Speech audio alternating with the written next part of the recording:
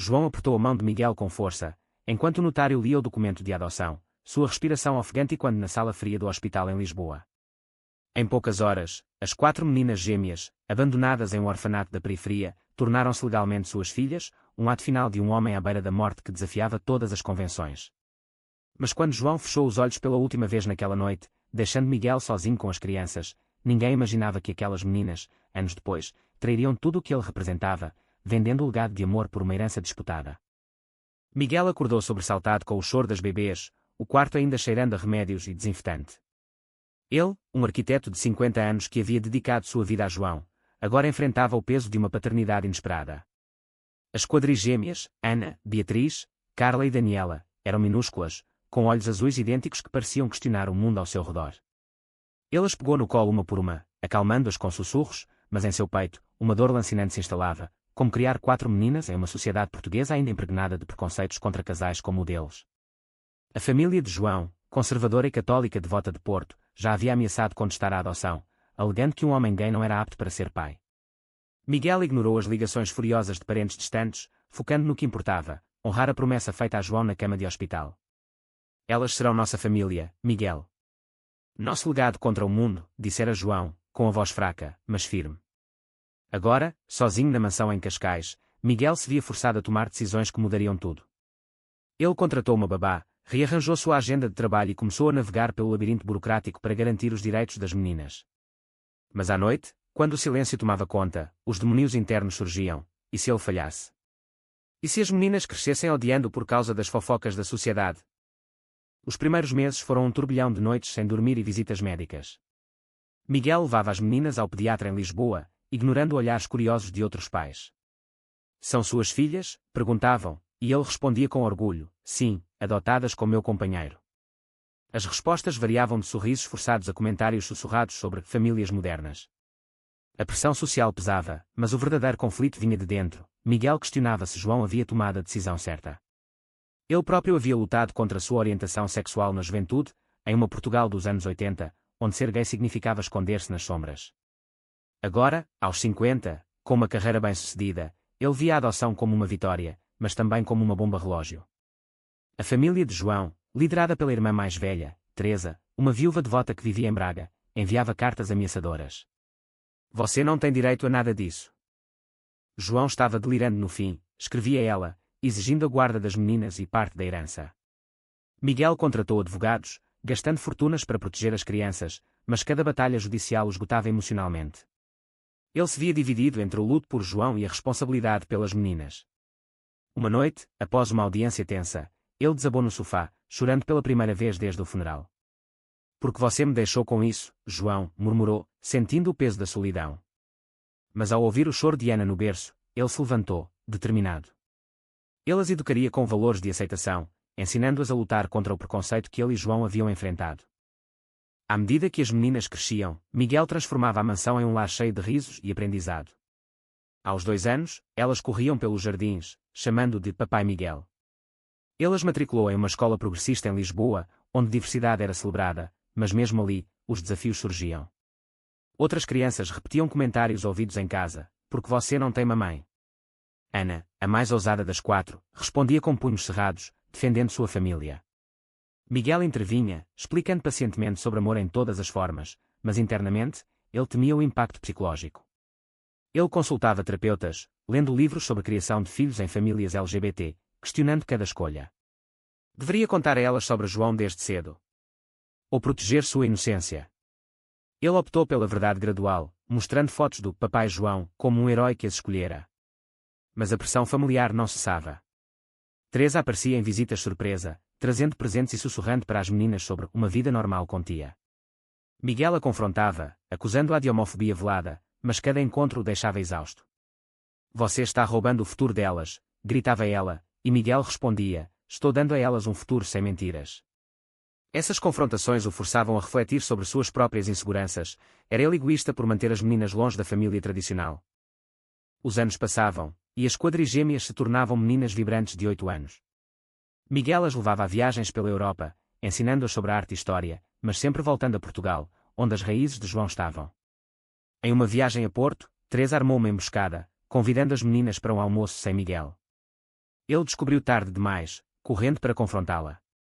Elas precisam de uma figura materna, argumentava ela, mas as meninas, leais, choravam por ele. Esse incidente marcou um ponto de virada. Miguel cortou contato com a família de João, priorizando a estabilidade emocional das crianças. Mas o custo era alto, ele se isolava cada vez mais, focando no trabalho para sustentar a família. Seus amigos gays o apoiavam, mas ele sentia a falta de João em cada decisão.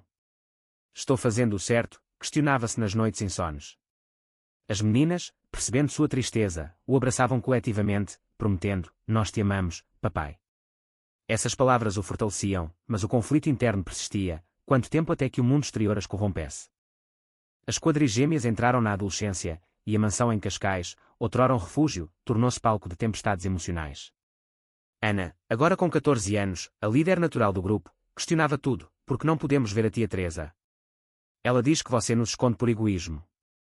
Miguel, surpreso com a mensagem secreta que ela recebera, sentou-se com os 4 à mesa da cozinha, explicando a homofobia enraizada na família. João e eu lutamos por uma vida autêntica. Não quero que vocês cresçam com ódio disfarçado de tradição. Beatriz, a mais sensível, chorava, enquanto Carla e Daniela, as mais práticas, assentiam em silêncio. Mas sementes de dúvida foram plantadas. Miguel via nelas os ecos de suas próprias lutas juvenis, a pressão social em uma Portugal que, apesar de leis progressistas, ainda carregava resquícios conservadores em comunidades rurais. Ele as incentivava a participar de grupos de jovens LGBT em Lisboa, mas Ana resistia, atraída pelas promessas de Teresa de uma herança justa. Miguel enfrentava agora não só a família externa, mas conflitos internos entre as meninas. Carla, descobrindo sua própria atração por meninas, confidenciava a ele em segredo: tenho medo de ser como você e João, papai. As pessoas vão me odiar. Miguel a abraçava, compartilhando histórias de sua juventude, quando ele e João se conheceram em uma manifestação pelos direitos gays nos anos 90. O amor não é errado, Carla. O mundo é que precisa mudar. Mas essa revelação criava tensão com as irmãs. Beatriz, influenciada por amigos católicos da escola, questionava: Deus aprova isso? Miguel mediava discussões acaloradas, promovendo diálogos abertos, mas cada uma delas o esgotava. Ele sacrificava sua vida social, rejeitando convites para encontros, priorizando as meninas. Meu dever é com vocês, dizia, mas internamente, sentia a solidão crescer. A pressão financeira também aumentava. A herança de João era vasta, mas disputas judiciais com Teresa consumiam recursos. Miguel vendia propriedades para pagar advogados, escolhendo a integridade sobre o conforto. Uma noite, após uma briga feia com Ana, que acusara Miguel de roubar a herança, ele desabou. João adotou vocês para dar amor, não dinheiro, gritou, mas Ana retrucou: talvez ele tenha se arrependido no fim. Essas palavras cortavam como facas, revivendo o luto de Miguel. Ele procurava terapia, confrontando seus medos. Era ele o vilão por impor seus valores? Ou estava protegendo-as de um mundo cruel? As meninas, percebendo o impacto, se uniam temporariamente, cozinhando jantar como pedido de desculpas. Mas a trégua era frágil. Teresa, astuta, enviava presentes caros via correio, com cartas que elogiavam uma vida normal. Daniela, a mais ambiciosa, guardava-as em segredo, sonhando com universidades de elite que o dinheiro poderia comprar. Miguel descobria por acaso, confrontando-a: o que você faria pela herança? Ela chorava, admitindo: quero mais do que isso, papai. Quero segurança. Essa confissão revelava o abismo crescendo. As meninas viam a adoção não só como amor, mas como uma transação. Aos 16 anos, as quadrigêmeas enfrentavam o mundo exterior com mais intensidade. Ana se envolvia em protestos estudantis em Lisboa, mas ironicamente, adotava visões conservadoras influenciadas por Teresa, questionando direitos LGBT publicamente. Miguel a confrontava em casa: você está traindo tudo o que João representava. Ana respondia: talvez João tenha sido egoísta, nos impondo isso. A dor de Miguel era palpável, ele via sua família se fragmentar. Beatriz, por outro lado, mergulhava na fé, frequentando igrejas em Cascais, buscando respostas em dogmas que condenavam a homossexualidade. Eu amo você, papai, mas Deus diz, começava ela, e Miguel interrompia, argumentando com lógica e emoção. Carla, abraçando sua identidade, encontrava apoio em comunidades online, mas sofria bullying na escola. Miguel a defendia ferozmente, processando a instituição, mas o custo emocional era imenso. Daniela, neutra, média as irmãs, mas secretamente contatava Teresa, trocando informações por promessas financeiras. O clímax familiar veio em uma reunião surpresa orquestrada por Teresa em Porto. Miguel, convidado sob pretexto de reconciliação, chegava com as meninas, apenas para descobrir uma armadilha. Advogados apresentavam documentos alegando que a adoção era inválida devido à instabilidade emocional de João. Vocês merecem uma família de verdade, declarava Teresa às meninas. Miguel explodia, vocês estão destruindo vidas por ganância. As meninas, divididas, testemunhavam o confronto. Ana tomava partido de Teresa, Beatriz hesitava, Carla defendia Miguel, e Daniela observava em silêncio. Miguel saía dali derrotado, dirigindo de volta a Cascais em lágrimas. Perdi tudo, João, sussurrava ao vento. Mas essa traição inicial forçava uma decisão drástica. Ele revelaria segredos do passado de João, incluindo cartas que provavam sua sanidade e amor pelas meninas. O preço. Expor vulnerabilidades que poderiam aliená-las para sempre. Com as quadrigêmeas agora aos 18 anos, a tensão na mansão atingia níveis insuportáveis. Ana, cada vez mais alinhada com Teresa, anunciava sua intenção de contestar a herança judicialmente. João nos adotou em delírio. O dinheiro é da família de sangue, declarava ela em uma discussão acalorada na sala de estar. Miguel, envelhecido prematuramente aos 68 anos, respondia com documentos, aqui estão as cartas dele. Ele escolheu vocês por amor, não por sangue. Mas Ana ignorava, influenciada pelas promessas de Teresa de uma vida luxuosa em Braga. O conflito interno de Miguel era devastador, ele via em Ana o reflexo do preconceito social que ele e João haviam combatido. Você está escolhendo ódio sobre família, dizia, mas ela retrucava, você nos impôs uma vida anormal. Essas palavras ecoavam suas próprias dúvidas juvenis, forçando-o a questionar se a adoção havia sido um erro egoísta. Beatriz, dividida entre fé e lealdade, passava noites rezando, pedindo orientação. Ela confidenciava a Miguel, amo você, mas a igreja diz que o amor de vocês era pecado. Miguel, paciente, compartilhava histórias de João, um homem que doara milhões a causas LGBT, ajudando jovens em Portugal. Deus é amor, Beatriz. Não julgamento. Mas ela hesitava, participando secretamente de reuniões com Teresa, onde ouvia argumentos sobre salvação. O custo para Miguel era a erosão de sua saúde, ele desenvolvia problemas cardíacos, ignorando médicos para focar nas meninas. Carla, abraçando sua identidade lésbica, tornava-se ativista em Lisboa, marchando em paradas do orgulho. Você me inspirou, papai, dizia ela, mas via as irmãs se afastarem. Porque elas não veem o que você sacrificou. Miguel a incentivava, mas internamente temia perder as outras. Daniela, a mais calculista, jogava nos dois lados, mantendo contato com Teresa enquanto fingia lealdade a Miguel. Quero o melhor para nós, justificava-se em segredo. Uma traição maior veio quando Ana e Beatriz assinaram documentos com Teresa, abrindo um processo contra Miguel pela herança. Ele descobria por uma carta judicial, sentindo o mundo desabar. Como puderam, confrontava-as na cozinha. Ana respondia friamente, você nos criou em uma bolha. O mundo real valoriza a tradição. Beatriz chorava, quero salvar sua alma, papai.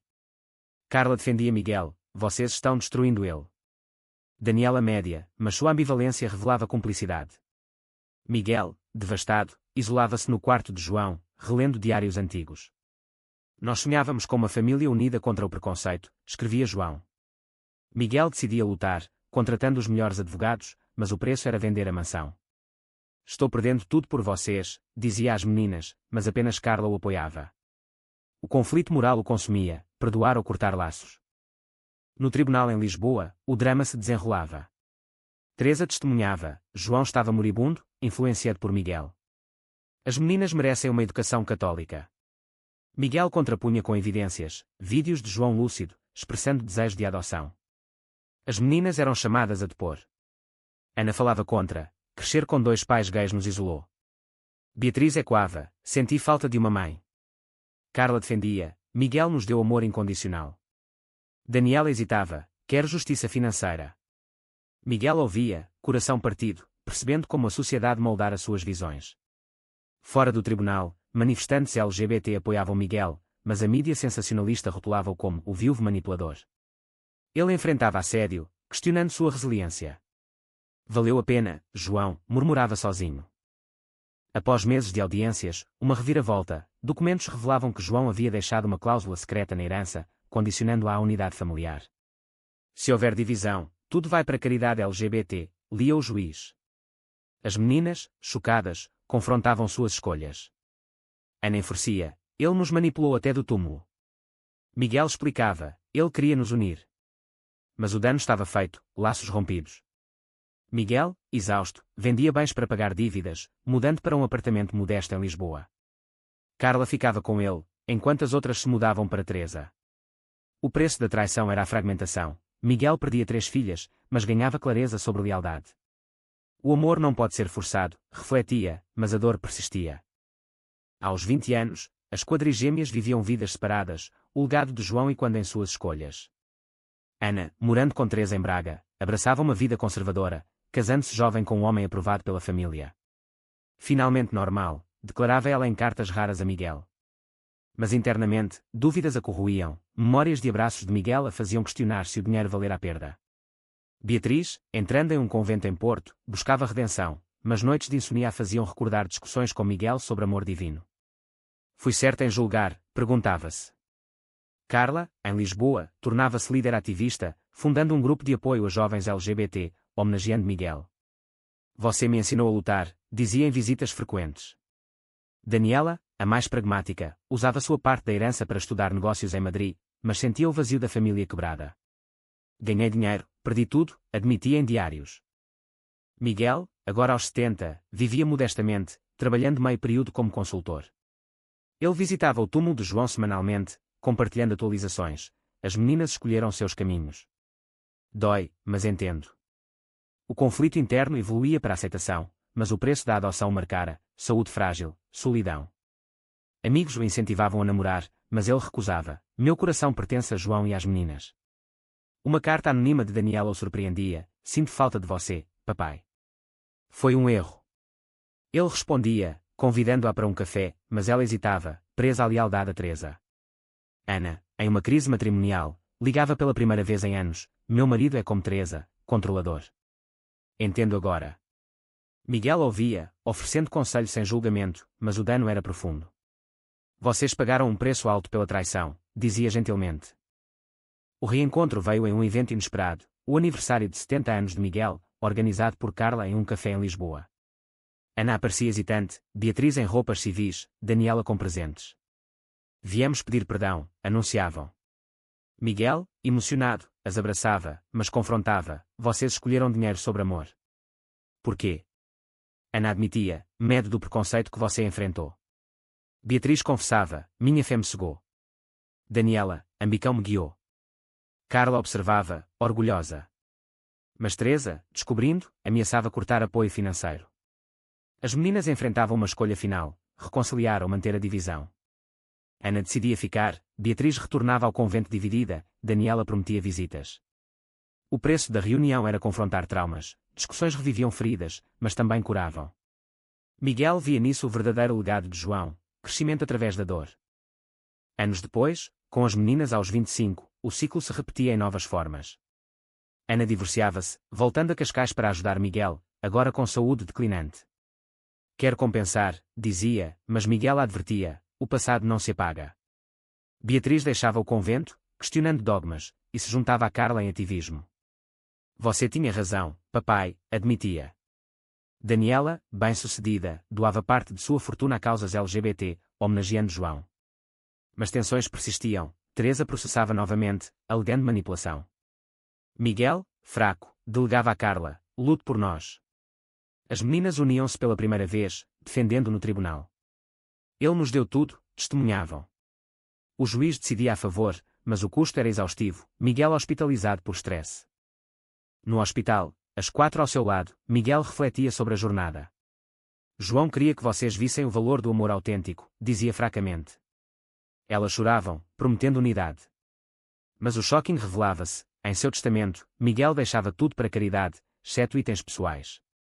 Não quero que dinheiro as divida novamente, explicava. Ana enfurecia inicialmente, mas aceitava, aprendemos a lição. O preço final era a transformação, de traição à redenção, mas com cicatrizes permanentes. Miguel sorria, sabendo que o legado de João perduraria. Com Miguel se recuperando lentamente, as quadrigêmeas assumiam responsabilidades, confrontando o legado de suas escolhas passadas.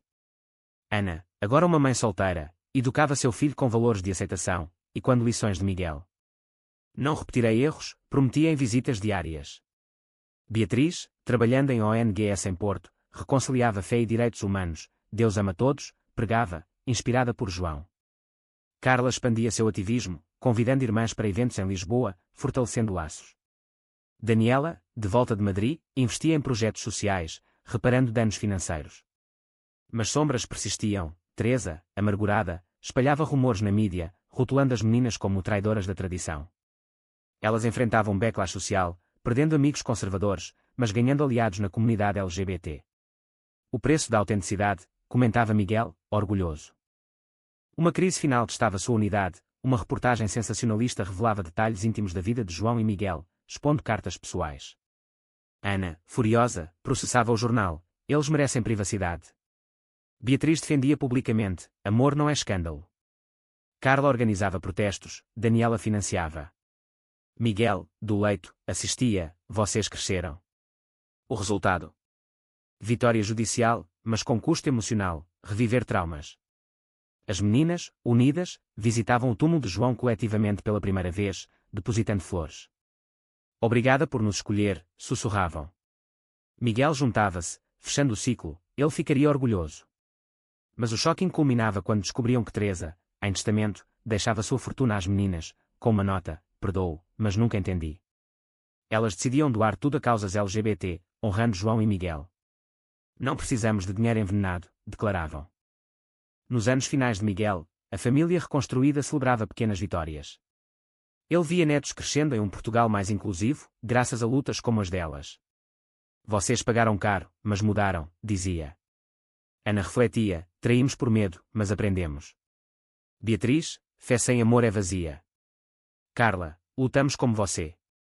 Daniela, ambicão sem coração é perda.